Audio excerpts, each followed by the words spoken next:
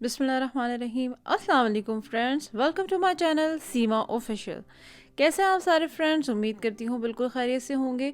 और इसी उम्मीद के साथ आज हम बनाने जा रहे हैं बहुत ही मज़ेदार, बहुत ही जायकेदार गोभी गोश्त। जी हाँ फ्रेंड्स, जो बहुत ही मज़ेदार बनता है, बनाना भी बहुत आसान है, बहुत ही आसान तरकीब है इसकी। लेकिन इससे पहले मैं आपको याद दिला दूं कि आपने अगर अभी तक चैनल सब्सक्राइब नहीं किया है तो प्लीज़ जल्दी से सीमा ऑफिशियल सब्सक्राइब कर लें, लाइक कर लें और शेयर कर लें अपने फैमिली फ्रेंड्स के साथ। और बेल आइकन के बटन को ज़रूर प्रेस कीजिएगा ताकि आपको मेरी आने वाली सारी वीडियोज़ की नोटिफिकेशन ऑन टाइम मिल जाए।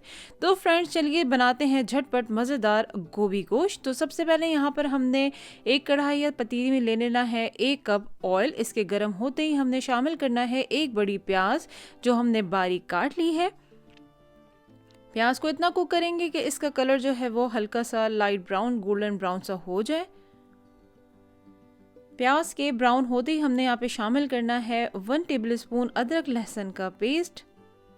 और उसको भी हमने इतना भूनना है कि अदरक लहसुन का जो कच्चापन है वो ख़त्म हो जाए और अच्छी तरह से अदरक लहसुन जो है वो भुन जाए। और हमने यहाँ पर शामिल करना है उसके बाद 1 किलो गोश्त, या तो आप बीफ ले लें या मटन ले लें, मैंने यहाँ पे बीफ लिया है। तो इसको भी हमने गोश्त को अदरक लहसुन प्याज के साथ इतना भूनना है कि गोश्त का कलर चेंज हो जाए और इस सब का फ्लेवर जो है वो गोश्त में आ जाए। आपको बहुत अच्छी तरह से इसको 5 से 7 मिनट तक भून लेना है। ये देखें, पानी थोड़ा खुश्क हो गया है, गोश्त का कलर भी चेंज हो गया है।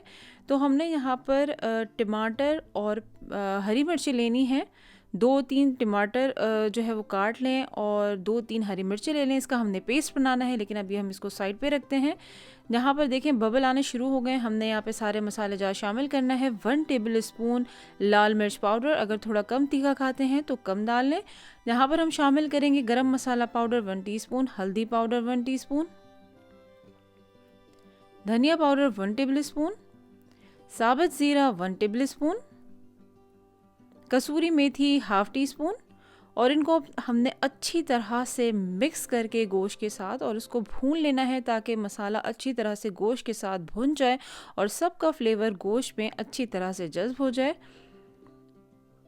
बहुत ही मज़ेदार, बहुत ही जायकेदार ये गोभी गोश्त का सालन बनता है।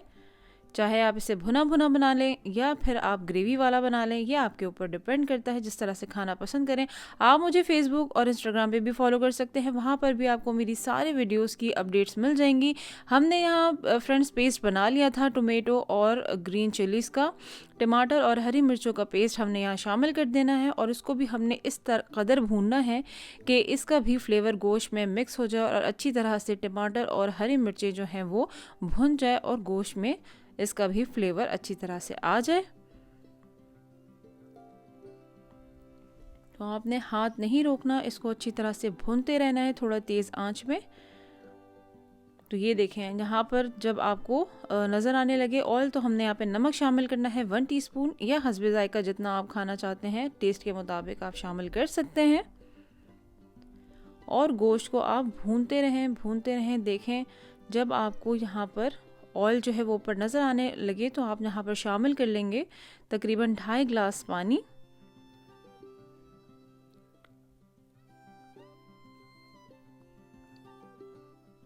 ढाई गिलास पानी हमने यहाँ पर शामिल कर देना है और इसको भी एक अच्छा सा मिक्स दे देंगे। मिक्स करने के बाद हमने इसको ढक कर तकरीबन आधे घंटे पकाना है ताकि पानी जो है वो थोड़ा सा रिड्यूस हो जाए, थोड़ा कम हो जाए और गोश्त भी गल जाए। तो हम यहाँ पर ढक देते हैं और आधे घंटे के लिए छोड़ देते हैं पकने के लिए। आधे घंटे बाद हम फ्रेंड्स यहाँ पर चेक करेंगे तो ये देखें गोश्त जो है वो भी गलने को है और तेल ऊपर को आ चुका है, पानी भी काफ़ी हद तक खुश्क हो चुका है। ये देखें इसकी ग्रेवी जो है आपको नज़र आ रही होगी, थोड़ी गाढ़ी गाढ़ी सी हो गई है। तो यहाँ पर हमने शामिल करना है गोभी। 1 अदद हमने यहाँ पर गोभी ली थी जिसके फूल इस तरह से काट लिए हैं, छोटे छोटे टुकड़े कर लिए हैं इसको हम यहाँ पर शामिल कर लेंगे। सारी गोभी हमने शामिल करने के बाद यहाँ पर इसको एक अच्छा सा मिक्स दे देना है हल्के हाथों से। गोभी पकाते हुए आपने ज़रा ख़्याल रखना है कि ज़्यादा चम्मच आपने नहीं हिलाना है, तो इसलिए कि गोभी के टूटने का ख़दशा होता है। अभी तो हमने बिल्कुल जस्ट अभी गोभी डाली है, तो इसीलिए अभी चम्मच हिला सकते हैं। यहाँ पर हम आधा ग्लास पानी शामिल करेंगे क्योंकि हमें थोड़ी सी ग्रेवी कम लग रही थी। आपको भुना भुना अगर बनाना है तो यहाँ पर आप दम पे ही इस गोभी को गला सकते हैं। 85% गोश्त गल चुका है। हमने पूरा 100% गोभी और गोश्त को पूरा पकने देना है, तो उसके लिए हम यहाँ पर 20 मिनट तक और ढककर पकाएंगे। तो हमने एक उबाल आने का जो है वो इंतज़ार करना है। जैसे ये देखें एक बॉयल यहाँ पर आ गया है, तो हम यहाँ पर अब इसे ढक देंगे और ढक कर तकरीबन 20 मिनट तक, इसको 20 से 25 मिनट तक हल्की आंच पे पकने देंगे, ताकि गोभी और गोश्त जो है अच्छी तरह से वेल डन हो जाए।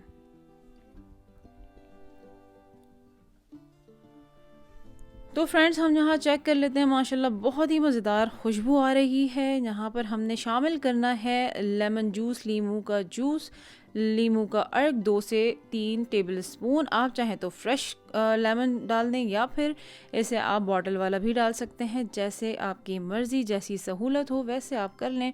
कुकिंग हमेशा एंजॉय करते हुए करना चाहिए, कभी इसको जो है आप इस तरह से ना करें बेजारी से, क्योंकि जितने अच्छे दिल से पकाएंगे उतना मज़े का खाना पकेगा। यहाँ पर हमने धनिया डाल दिया है हैंडफुल मुट्ठी भर और इसको दम दे देंगे 5 से 7 मिनट का, ताकि धनिया का अलग ही बहुत मज़ेदार फ्लेवर आता है।